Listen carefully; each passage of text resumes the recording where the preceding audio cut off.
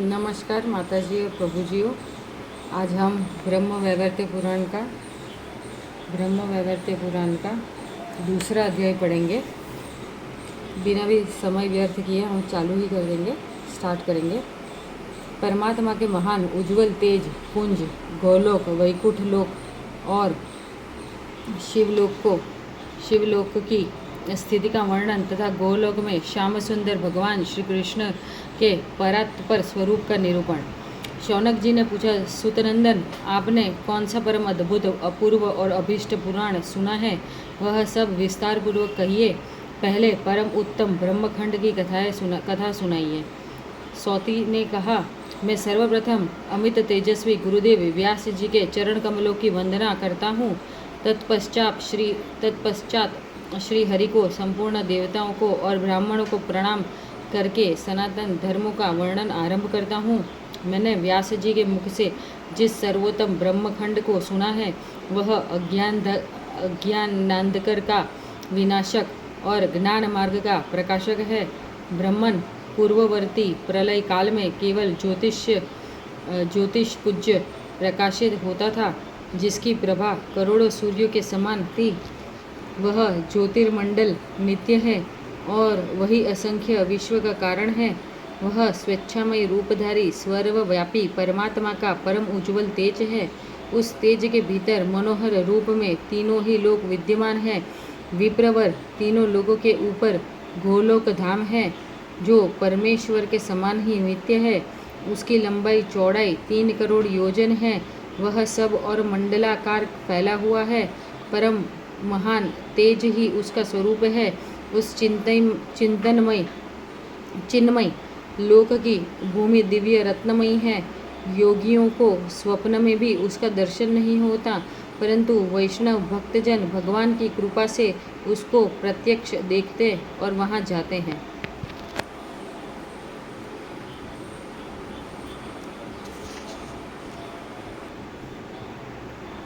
अपराकृत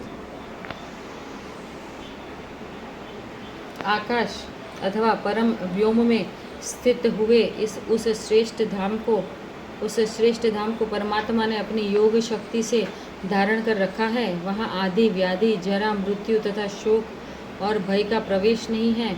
उच्च कोटि के दिव्य रत्नों द्वारा रचित असंख्य भवन सब ओर से उस लोक की शोभा बढ़ाते हैं। प्रलय काल में वहाँ केवल श्री कृष्ण रहते हैं और सृष्टि काल में वह गोप गोपियों से भरा रहता है। गोलोक से नीचे 50 करोड़ योजन दूर दक्षिण भाग में वैकुंठ और वाम भाग में शिवलोक है। ये दोनों लोक भी गोलोक के समान ही परम मनोहर है। मंडलाकार वैकुंठ लोक का विस्तार 1 करोड़ योजन। वहाँ भगवती लक्ष्मी और भगवान नारायण सदा विराजमान रहते हैं। उनके साथ उनके 4 भुजा वाले पार्षद भी रहते हैं। वैकुंठ लोक भी जरा, मृत्यु आदि से रहित है। उसके वाम भाग में शिवलोक है, जिसका विस्तार 1 करोड़ योजन है। वहाँ पार्षदों रहित सहित भगवान शिव विराजमान है। गोलोक के भीतर अत्यंत मनोहर ज्योति है, जो परम आह्लादजनक तथा नित्य परमानंद की प्राप्ति का कारण है। योगी जन योग एवं ज्ञान दृष्टि से सदा उसी का चिंतन करते हैं। वह ज्योति ही परमानंददायक, निराकार एवं परात्पर ब्रह्म है। उस ब्रह्म ज्योति के भीतर अत्यंत मनोहर रूप सुशोभित होता है, जो नूतन जलधर के समान श्याम है। उसके नेत्र लाल कमल के समान प्रफुल्ल दिखाई देते हैं। उसका निर्मल मुख शरत पूर्णिमा के चंद्रमा की शोभा को तिरस्कृत करने वाला है। उसके रूप लावण्य पर करोड़ों कामदेव निछावर किए जा सकते हैं। वह मनोहर रूप विविध लीलाओं का धाम है। उसके 2 भुजाएं हैं, एक हाथ में मुरली सुशोभित है, अग्रों पर मंद मुस्कान खेलती रहती है। उसके श्रीअंग दिव्य रेशमी पीतांबर से आवृत है। सुंदर रत्नमय आभूषणों के समुदाय उसके अलंकार हैं। वह भक्तवत्सल है। उसके संपूर्ण अंग चंदन से चर्चित तथा कस्तूरी और कुमकुम से अलंकृत है। उसका श्री वत्स भूषित वक्षस्थल कांतिमान कौस्तुभ से प्रकाशित है। यहाँ श्री कृष्ण की छवि दी गई है जो मुझे बहुत ही सुंदर दिख रही है, बहुत ही सुंदर। चलो आगे बढ़ते हैं। मस्तक पर उत्तम रत्नों के सार तत्व से रचित किरीट मुकुट जगमगाते रहते हैं। वह श्याम सुंदर पुरुष रत्नमय सिंहासन पर आसीन है और आजानुलंबिनी वनमाला उसकी शोभा बढ़ाती है। उसी को परब्रह्म परमात्मा एवं सनातन भगवान कहते हैं।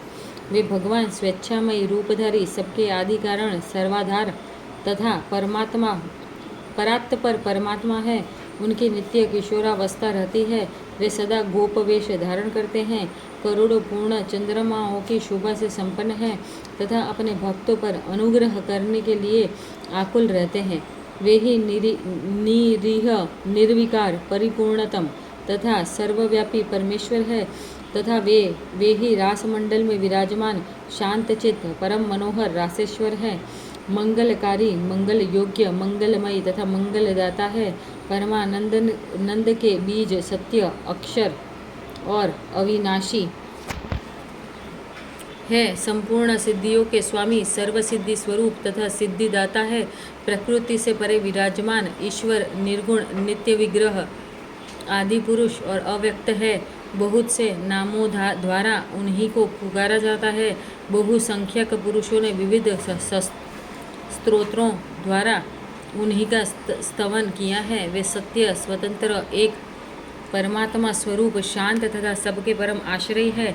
शांत चित्त वैष्णव जन उन्हीं का ध्यान करते हैं।